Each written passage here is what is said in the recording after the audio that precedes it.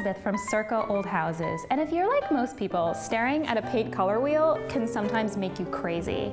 And if you live in an older home, sometimes you don't know if a color you have in mind will look appropriate in that particular house. So today I'm going to share with you my absolute favorite interior paint colors, many of which I've used in my own house. And the reason I selected these particular colors today is because all of them look very much at home in a historical house, and yet at the same time they have a very kind of fresh, fun feel that keeps them feeling very modern. And that's a little something I like to call timeless. Now I should say that a lot of these colors do run a bit pricey, especially the Farrow and Ball colors, and that's just because of the really high quality of their paint. And by all means, if you have the budget for it, I would definitely recommend ordering directly from Farrow and Ball. But if you are on a budget and don't mind a slightly lesser quality paint, you can cheat and go to Home Depot because they do have the color codes for all of the colors I've mentioned today, and you can get the color mixed up in their particular paint. The first is a color by Farrow and Ball called Teresa's Green. And if you're not familiar with Farrow and Ball, well, they're kind of the paint gods in my opinion. And what I like about all colors that have sort of a complexity is that they really sort of change in the light. Plus, this color has a lot of pop, so it looks really cheerful. Next is a color called English Bartlett by California Paints, and this is an incredibly rich, beautiful mustard color. What's really neat about this color is that it would look equally good in an early American home or a Victorian home or a mid-century modern home. It really kind of has that timeless quality about it.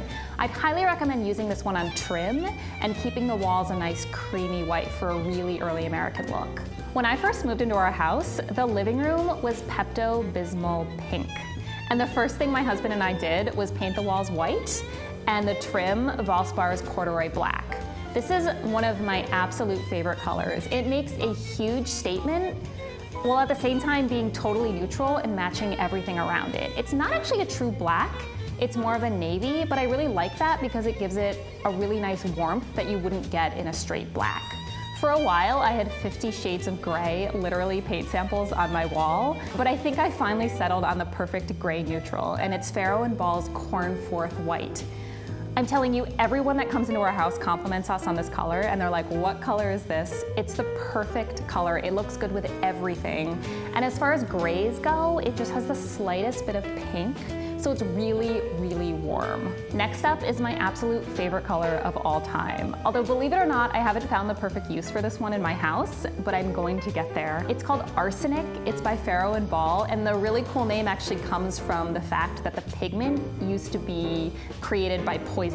This color is really neat because it looks as mid-century as it does turn-of-the-century Paris, so it can really go elegant or fun or cottagey, kind of whatever way you want to take it, it really works. Finally, we have a sort of soft grayish greenish blue color made by Olympic called Smokescreen. This one looks really good on trim, and by the way, I always recommend if you're going for a very early look to paint the trim and then keep the walls a white, a creamy white, that kind of thing. Painted trim just has a very old look that I personally prefer.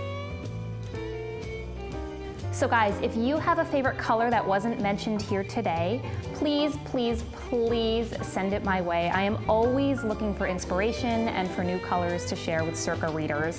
And I have learned the hard way that husbands are not always interested in talking about paint colors 24/7. So I'm really relying on you guys here to help me out. And as far as this video is concerned, if you liked it, please give it a like. Subscribe to our channel because we are hoping to do a lot more of these in the future. And if there's a particular thing about old houses, a certain topic that you're especially interested in hearing about, please let me know. I'm really open to reader suggestions and tips from our fans. And definitely check out www.circaoldhouses.com for all the old house loving you could possibly want. Thank you so much.